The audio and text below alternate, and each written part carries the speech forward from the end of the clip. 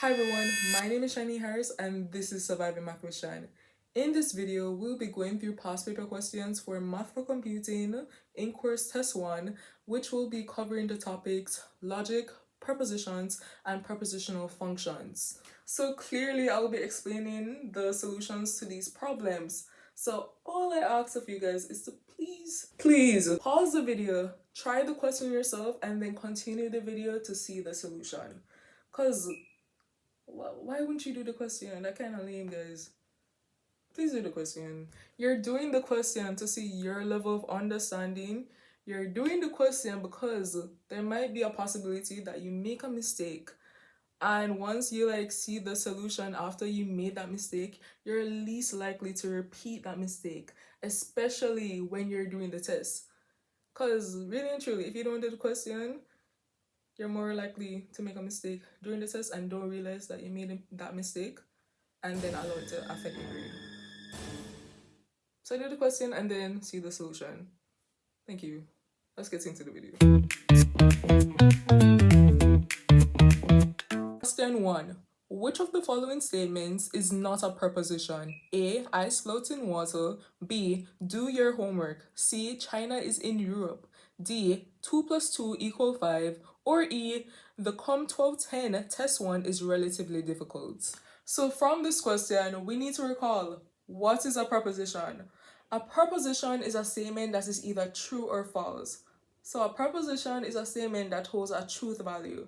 And another thing we need to note is that questions and commands are not prepositions. Why?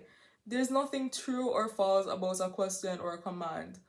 So for example, if I was supposed to ask you, what is today's date? There's nothing true or false about that because it's not even declaring any sort of information. Right. And similar to that with the command, close the door. There's nothing true or false about it, so it's not a preposition. So from the options, we're seeing A, ice floats in water. That can be true or it can be false, therefore it's a preposition. And of course, we can do some sort of test to find out if ice really floats in water, which is true, ice floats in water. But for this question, we're not exactly concerned about the truth value. We just want to know that it can have a truth value. It can be true or false. So yeah, so A is a preposition, so that's not our answer. B, do your homework. Do your homework is a command. It's not declaring information. Well, yeah, it's a command. There's nothing true or false about a command. So we should know that that's not a preposition. Nonetheless, let's go through all the options just to be sure. Option C, China is in Europe. It's a preposition because it can be true or false, and we know China is not in Europe. Next option rather. 2 plus 2 is equal to 5. That's a preposition. And option E, the COM 1210 test 1 is relatively difficult. This is a preposition because it can be true or false. However, one thing I would like for us to note is that personal opinions aren't considered as prepositions. What do I mean by this? For example, Sarah is beautiful. Is that true or false?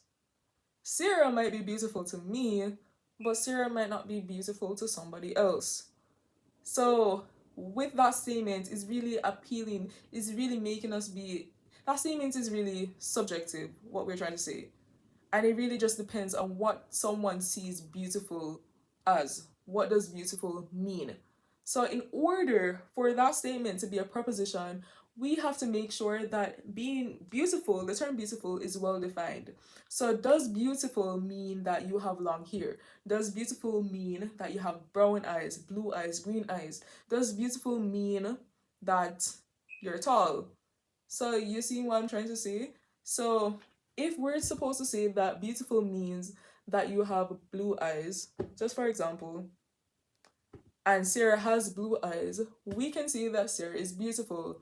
In that case, it would be a preposition. But without putting without putting a good definition to the word beautiful, it's not a preposition. And funny enough, if this option E, did not include the word relatively, it would not be a preposition. If we were to supposed to just have COM 1210 test 1 is difficult. that's a personal opinion, because the test one could be difficult to someone, but it might not be difficult to you. So by putting the word relatively, it means that you're using some sort of factual information. For example, you're trying to find the passing rate for test ones over a couple of years. How many people pass, how many people fail. So factual information like that to actually determine if this test is actually difficult or not. So it really just depends.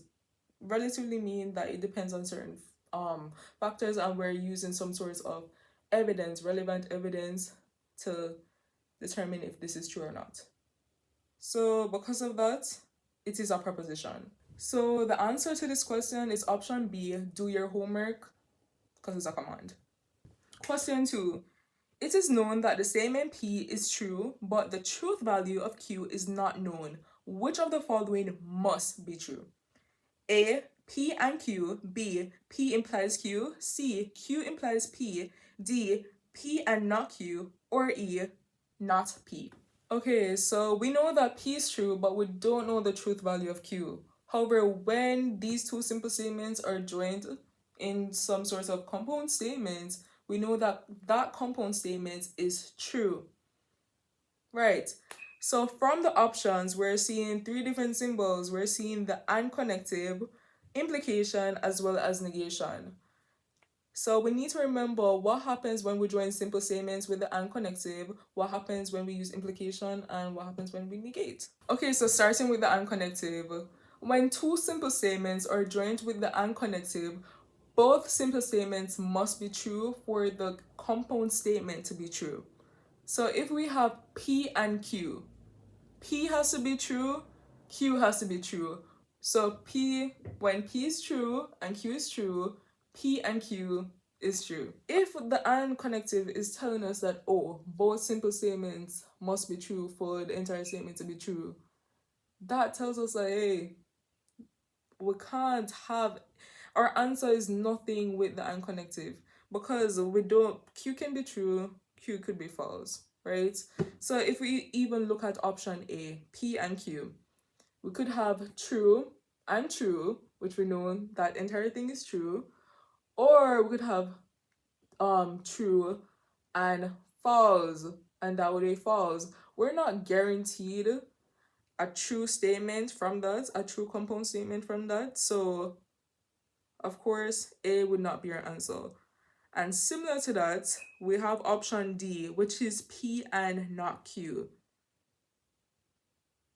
We'll have negated Q. When we use negation, we're basically saying that, oh, if Q is true, then negated Q would be false. So we'll have the opposite truth value. The fact that we're negating Q in this statement doesn't even matter, because we don't know what Q is. So because of that, any option with the and connective is not our answer. So now we move on to negation, which I feel like I should have started with negation. So I'm looking at negation, negated P, not P, which is in option E. P is true. If P is true, that means that negated P would be false. They're literally telling us the statement is true, but negated P is false. So that's automatically not our answer. So we can eliminate E. So we have eliminated A, D, and E. So that leaves us with B and C, which is implication. So we need to recall when a statement is true with implication. So with the implication statements, also known as the conditional statements, also known as the if-then statements, it's true for two cases. One, when the outcome is true. What is the outcome? That's simply the second simple statement. So the statement after then. So for example, if we have P implies Q, if P then Q, once Q is true, the entire statement is true, right? And the next case, for another case where the implication statement is true, is when both P and Q are false. Once Q is true, the entire statement is true. If both P and Q are false, the entire statement is true. So the only case where the implication statement is false is when the first simple statement, which I call the condition, is true and the second simple statement is false. So if we have P implies Q, if we have P being true and Q being false, the entire statement is false. And that's the only case where the implication statement is false. So with that being said, we're seeing in option B, P implies Q. We know that P is true, however, we don't know the truth value of Q, meaning that Q can be true or false. So for this, for P implies Q, we're not guaranteed a true statement from here. So think of it this way. If true, because P is true, then true. We know that that would be true. But there could be another case where if we have if true, then false, which would be false. We're not guaranteed a true statement from there, so that would eliminate B, leaving us with C. So let's just make sure we haven't made any mistake and C is truly our answer. So we have Q implies P. We know that P is true. P is the second simple statement, aka the outcome. Once the outcome is true, then the entire implication statement is true, meaning that the truth value of the first simple statement does not really matter once the second simple statement truth value is true. So with that being said, C would be our answer. Q implies P. Question 3. Consider the statement. If A equal B, then C is not equal to D. This statement is equivalent to the statement, and of course we'll have the options. So here we're given the implication statement. If A is equal to B, then C is not equal to D, and we want to find which of the following statements is equivalent to this. So with the implication statement, let's say we have P implies Q. We could write this symbolically as P implies Q. So we could let A equal B as P, be P, and C not equal to D be our Q, right? So if we have P implies Q, logically equivalent statements to this would be not P or Q, as well as the contrapositive, which would be not Q implies not P. We need to write these in words clearly, right? So we need to find out what is not P as well as not Q. Not P would be A is not equal to B, and not Q would be C is equal to D, right? So the statement not P or Q would simply be A is not equal to B or C is not equal to D. And for the contrapositive, not Q implies not P, it would be if C is equal to D, then A is not equal to B. So all we need to do is find any one of these statements within the options listed.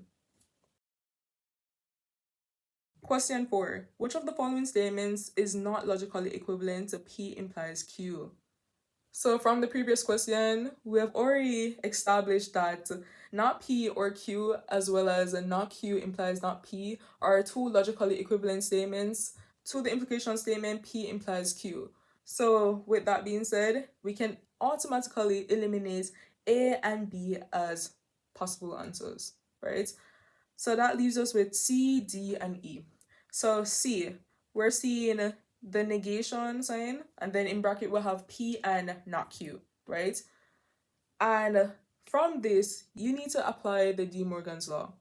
What does the De Morgan's law say? When you have the negation sign and then you have the brackets with the compound statements, you're applying the negation sign to every single thing in that bracket. So you're not only applying it to the two simple statements you see there, P and not Q, P, not Q, right? You also have to negate the connective. So the and connective would be changed to a or connective. Once we apply De Morgan's law, we would have not P or Q. If we have not P or Q, that's literally the same thing as option B. So that tells us that that is also a logical equivalent statement to P implies Q. So we're left with option D as well as E. So option D. So in order to find out if this statement is logically equivalent to P implies Q, we can use a truth table. So we should know two statements are logically equivalent when they have the same truth values in the exact same order. As we can see from the truth table, P implies Q and not Q or P don't have the same truth values in the same order, which means not Q or P is not logically equivalent to P implies Q. With that being said, we know that D is our answer, which is not Q or P. Question 5 is asking for the contrapositive of the logical argument P1, P2, Pn, therefore C. Okay, so remember when we said that if we have the implication P implies Q, the contrapositive would be not Q implies not P. So that's literally us switching over the simple statements on either sides of the symbol, implication symbol, and negating them individually. And another thing we need to note is that with a logical argument is literally the conjunction of premises leading to a conclusion, meaning that here we see P1, comma, P2, comma, Pn, therefore C, right? The commas in this case are like and connectives, because recall that when you're even like finding out whether an argument is valid or not, you're looking for all the cases where the premises are true at the same time. So all of them have to be true at the same time, which is why we use the and connectives. And we're ensuring that when all the premises are true, the conclusion is also true, which is why we use implication, right? So if we're supposed to represent the statement symbolically, we could have as our P, P1 and P2, comma, comma, Pn. So that would be our P. And as our Q, we could have the C. And this would be P implies Q. Since we want the contrapositive, we need to know what is negated P and what is negated Q. So we know negated Q would be not C. Negated P would be the negation side, and then we have in bracket P1 and P2 and and Pn. So similarly to the previous question or previous questions, we're applying the De Morgan's law again. So remember, we're not only negating the simple statements, we're also negating the symbol, the connective. So if we have that as our P as the negation, the negated P would have not P1 or not P2 or or not Pn. So when we put all of that together, the not Q implies not P, we would have not C, therefore not P1 or not P2 or not or not Pn. And just to be sure of our answer, let's go through the other options. So option A says not C, therefore not P1, comma, not P2, comma, comma, not Pn. Remember that the commas are being seen as unconnectives. So it's like you didn't apply the De Morgan's law properly and negated the and. So yeah. So that would be the issue with that option. Option C, we're not seeing negated C, we're just seeing C, therefore that. So option C, that can literally be seen as the converse, meaning that if we have P implies Q, the converse of that would be Q implies P. Right. D just wrong. Like D just wrong. And then option E will have not C, therefore P1 and P2. So it's like this is like representing, if we're supposed to use our same symbols, P, Q, right? This would be representing not Q implies P, which is not the contrapositive. So yeah. Question 6. So you see the following sign. To get to Mandeville, you must pay a Mandeville toll of $410. While chatting to Monica, she casually told you that she paid the Mandeville toll of $410. Which of the following is/are logical conclusions? 1. Monica went to Mandeville. 2. Monica did not go to Mandeville. 3. Monica intended to go to Mandeville. And of course, there's the options. Okay, so in this question, we're being introduced to necessary and sufficient condition. So we need to recall what is a necessary condition and what is a sufficient condition. So the simplest way I would describe a necessary condition is one event has to happen for another event to happen. So if this one event does not happen, there's no chance that this event happens. So we have event 1 and event 2. Event 1 is necessary for event 2. That means that if event 1 does not happen, event 2 can't happen. So that's literally what a necessary condition means. It's necessary, it must happen. A sufficient condition, on the other hand, means that as the term suggests, sufficient is just enough. So if we say that event 1 is sufficient for event 2 to happen, that means that um if event 1 happens, event 2 will happen. But if event 1 does not happen, there's could be a chance that event 2 will still happen. It really just depends on what other events happen. So event 1 is not the only way for event 2 to happen. It's just enough for event 2 to happen. However, event 2 can happen by other events. So, for example, I could say that a necessary condition for me to be on the UWI Mona campus is that I'm in Kingston, right? So that literally tells you that, oh, the mere fact that I'm on the UWI Mona campus means that I'm in Kingston. Why? Because the UWI Mona campus is located in Kingston, and there's no chance of me being on the UWI Mona campus without being in Kingston. Like physically being on campus without being in Kingston, that's impossible. So that's an example of a necessary condition. An example of sufficient condition would be a sufficient condition for me to be in Kingston is that I'm on the UWI Mona campus, meaning that it is just enough for me to be on the UWI Mona campus to be in Kingston. However, I don't need to be on the UWI Mona campus to be in Kingston. I could be at Devon House. I could be at other places in Kingston to be in Kingston. But the mere fact that I'm on the UWI Mona campus is just enough for me to be in Kingston. Okay, so relating this back to the question, to get to Mandeville, you must pay a Mandeville toll of $410. If you were to write this as an implication statement, it would be if you get to Mandeville, then you paid a Mandeville toll of $410. Why?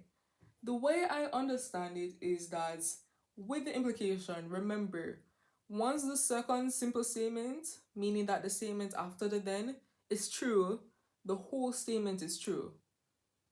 So from here, it's saying that you must pay a Mandeville toll of $410. Since that's something you have to do, that has to be true. So since that has to be true for the whole thing to be true, you're gonna set that as the second simple statement. So anything you have to do, you set it as the second simple statement. Right. So with that being said, that leaves us with the first simple statement as you get to Mandeville. So the implication statement is if you get to Mandeville, then you paid a Mandeville toll of $410. Okay, so the second premise of this argument is while chatting to Monique, so Monique paid the Mandeville toll of $410. And the question is asking for the logical conclusion, right? So the first one says that Monique went to Mandeville.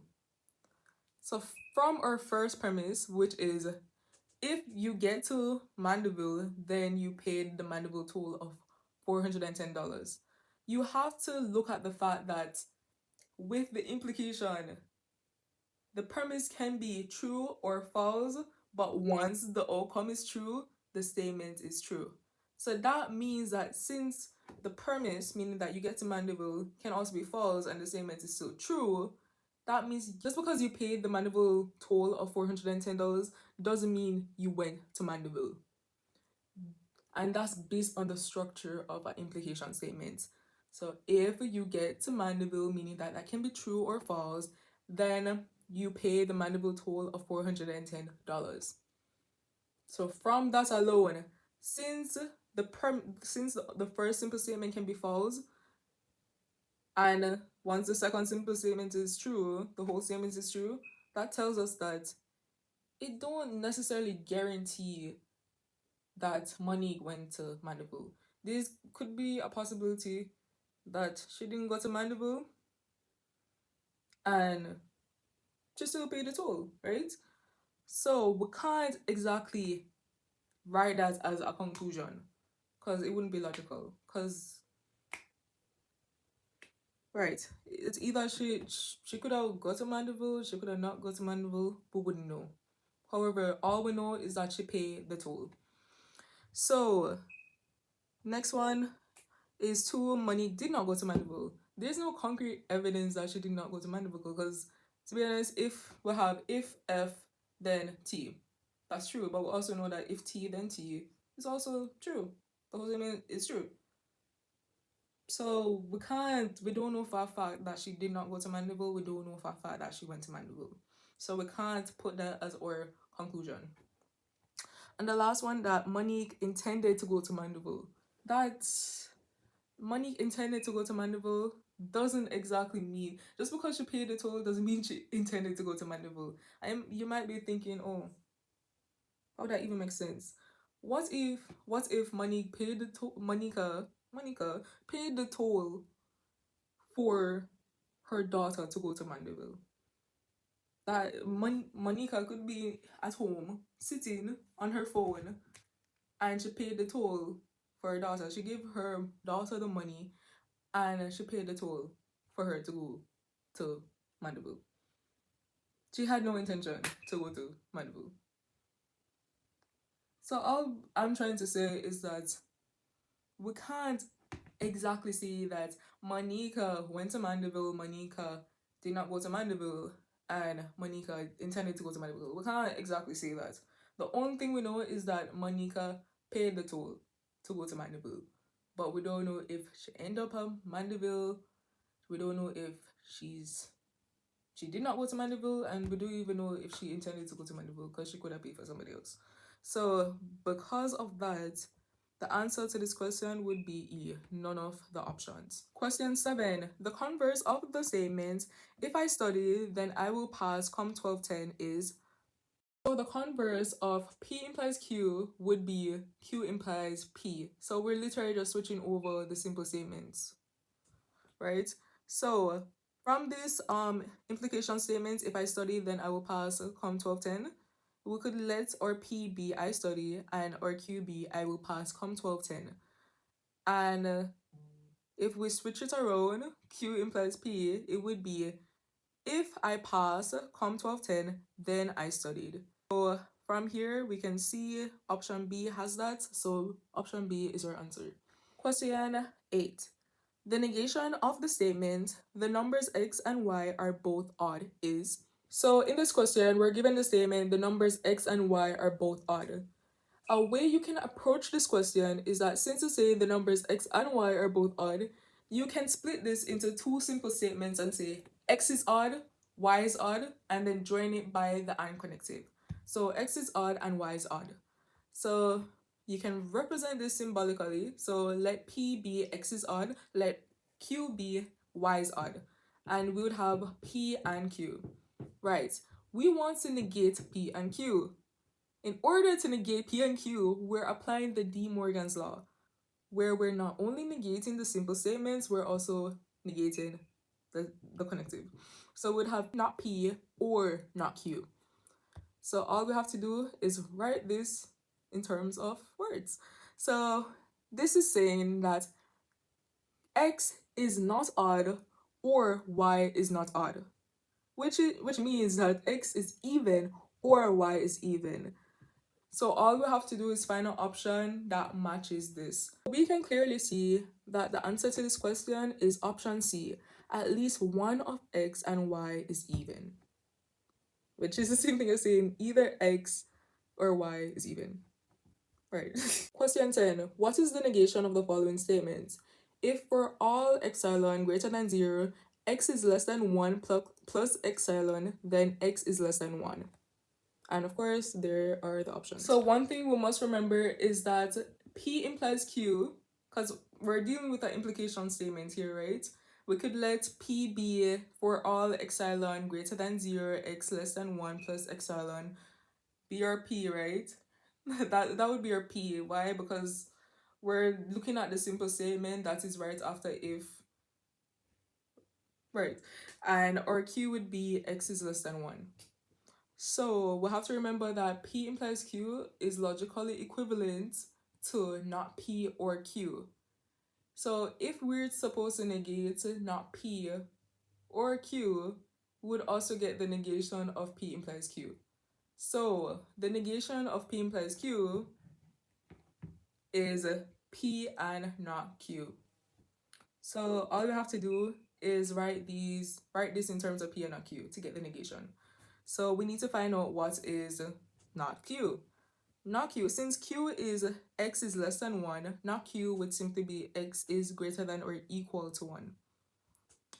So from here, our answer would simply be for all epsilon greater than 0, x is less than 1 plus epsilon, and x is greater than or equal to 1. And the option with the answer is option D. And some of you guys might be asking, why didn't you negate the quantifier? You don't negate the quantifier when it's within the implication statement, meaning that the quantifier, the for all quantifier, is a part of the first simple statement of that implication statement. And because of that, we're just following that negation that, oh, the negation of P implies Q is P and not Q. If you saw the quantifier outside of the implication statement, meaning that usually when we negate it, we see it at the front, like for all x, and then there exists x such that blah blah blah, right? You would negate it. However, the quantifier is a part of the statement, so you just follow what I just said. P implies Q, negated is P and not Q, so you're just following that. Question 11. The negation of the statement for all x that is a real number, there exists y that is a real number such that if x is greater than y, then y squared is greater than or equal to 0 and y squared is less than x squared is, and there are the options. So when you're negating the statement, you're not only negating the statement there, but you're also negating the quantifiers at the start. So, of course, the universal quantifier negated would be the existential quantifier and vice versa.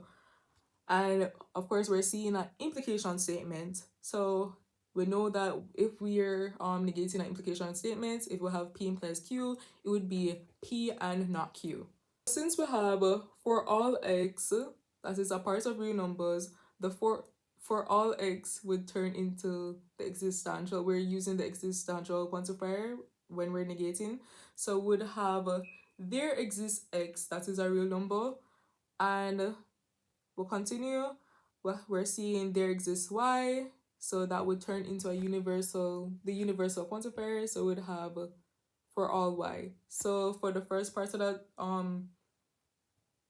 statement would have there exists x, that is a real number, such that for all y that is a real number, and we'll continue. Next, we need to negate the implication statements.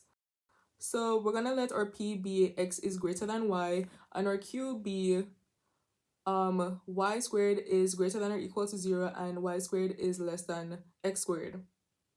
Right, so since we're negating, we know that it's P and not Q. So our P would be x is greater than y, and then we have the negation for the Q. So our Q is saying that y squared is greater than or equal to 0 and less than x squared. So of course we know that this is a joint interval. So y squared is both less than y squared is both greater than or equal to 0 and less than x squared. So if we're supposed to negate this, we're applying De Morgan's law again, it would be y squared is less than 0 or y squared is greater than or equal to x squared. So the negation of the statement would be there exists x, that's a real number, for every y that is a real number such that x is greater than y and y squared is less than 0 or y squared is greater than or equal to x squared. And our answer in this case would be B. Question 12. An equivalent formulation of the statement Jim plays lawn tennis only if he played table tennis or chess is, you should know that if we have a statement in the form of P only if Q, it is logically equivalent to P implies Q. So all you're doing is that our P would have if P, then Q. So our P in this case would be Jim plays lawn tennis, and our Q is Jim plays table tennis or chess. So our equivalent formulation of this statement, the implication statement, would be if Jim plays lawn tennis, then he played table tennis or chess. So our answer to this question is option C. Question 13. There is an integer whose cube is an odd number. In symbolic form is... So the question is saying that there is an integer. We're not talking about all integers, we're talking about at least one. So that immediately tells us that we're using the existential quantifier and we can eliminate option B. So there is an integer whose cube is an odd number. An odd number can be expressed as 2 times an integer plus 1. And that basically tells us that when we divide any odd number by 2, we're getting a remainder of 1, because even numbers can be expressed as 2 times an integer, which shows that, that literally tells us that all even numbers are divisible by 2, right? Right. With that being said, there's an integer whose cube is an odd number. Our answer would be A, which is there exists x that is a part of the set of integers such that x cubed is equal to 2p plus 1, where p is a member of the set of integers. So the main thing to take away from this question is that odd numbers are expressed as 2 times the integer plus 1, which basically means that when you divide any odd number by 2, you're going to get a remainder of 1. So that's literally what the plus 1 means. Because every even number can be expressed as 2 times an integer, right? Right. And you have to say that, like, for example, we said that x cubed is equal to 2p plus 1, where p is an integer, right? You have to say that it's an integer. You can't say it's a real number or a natural number. It's significantly different. When you're using, when we're saying that, like, for example, even numbers are expressed as 2 times an integer, it's literally expressing divisibility to say that all even numbers can be divided by 2, leaving no remainder. Because integers are technically whole numbers, and they're negative, they're positive, as well as 0. To add to why p must be an integer, let's use the example of x is equal to -1. We should know that the cube of x, in this case, would be -1, because -1 times -1 times -1 is -1, right? So -1 can be expressed as 2 times -1 plus 1, which makes it an odd number. So even if we look at option D, for example, the only difference between option A and option D is that in option D, P is a natural number. When P is a natural number, it's not accounting for the fact that negative numbers can be odd or even as well. Question 14. Let D be the set of 2, 3, and 4. Which of the following is true? For this question, we want to find out which of the following is true. So we're going through all the options there. So let's start with option A. So for all x that's in the set D, x squared is greater than or equal to x. So since we're seeing the universal quantifier, we'll have to ensure that x squared is greater than or equal to x applies for all members in D. So you have to test it for all elements of D. So we're going to go through each element one by one to find out if this statement is true. So we have 2. 2 squared is equal to 4. Now we have to ask ourselves, is 4 greater than or equal to 2? Yes, so that's true. We now move on to 3. 3 squared is equal to 9. Is 9 greater than or equal to 3? Yes. Now we move on to 4. 4 squared is equal to 16. Is 16 greater than or equal to 4? True. So that whole statement is true. So A would be our answer. But just to be sure, we're going through all the options to ensure that we haven't made a mistake. So option B, it's also using a universal quantifier, and it's saying that every x that's a real number, x squared is greater than or equal to x. So we know that the set of real numbers is large. And when we're using the universal quantifier, we have to prove it for every element that's a part of that set, which is simply impossible to do for the set of real numbers. So in this case, we have to try to find some sort of counterexample to disprove this statement. So we have to find a real number where their square, when we square the real number, is actually less than x. So in this case, we can look at the fraction 1 over 2, which is a half. When we square 1 over 2, we're going to get a quarter, which is 1 over 4. Is a quarter greater than or equal to a half? No. So that's our counterexample. So that statement is not true. Next, option C, there exists x that's a part of set D such that x squared is equal to x. So we just need to find one element in which the square of that element is equal to itself. Remember, in order to disprove an existential quantifier statement, you have to go through all the elements that's in the set and ensure that it's false for all the elements, because it's saying at least it's true for at least one. So you have to show that it's false for all to make the whole thing false, right? So that basically tells us that we have to look at all the members to ensure that this statement is false. So we know that 2 squared, which is 4, is not equal to 2. We know that 3 squared, which is 9, is not equal to 3. And we know that 4 squared, which is 16, is not equal to 4. Therefore, the statement is false. Next, we have D. There exists x that's in set D such that x squared is less than or equal to x.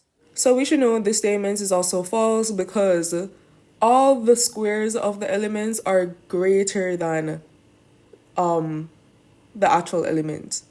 And of course, E wouldn't be our answer. So in this case, we know that A is our answer.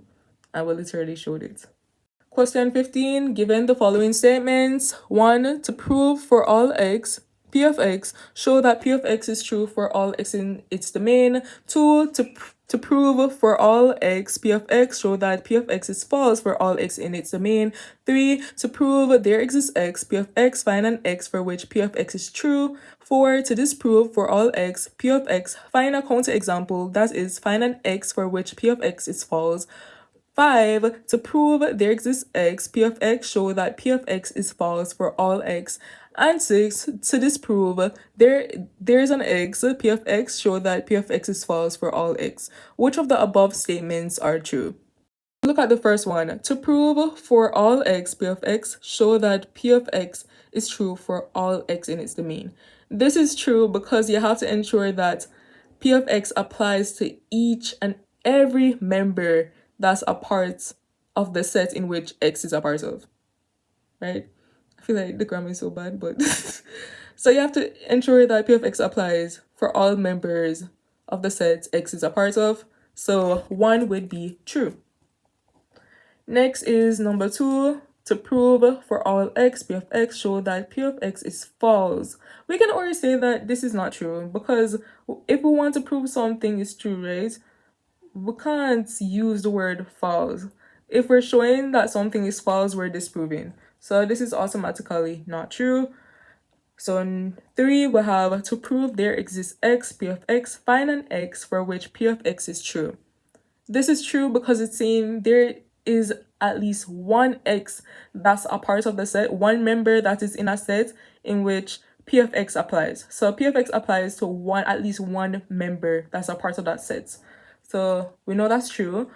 4, we have to disprove for all x, p of x, find a counterexample.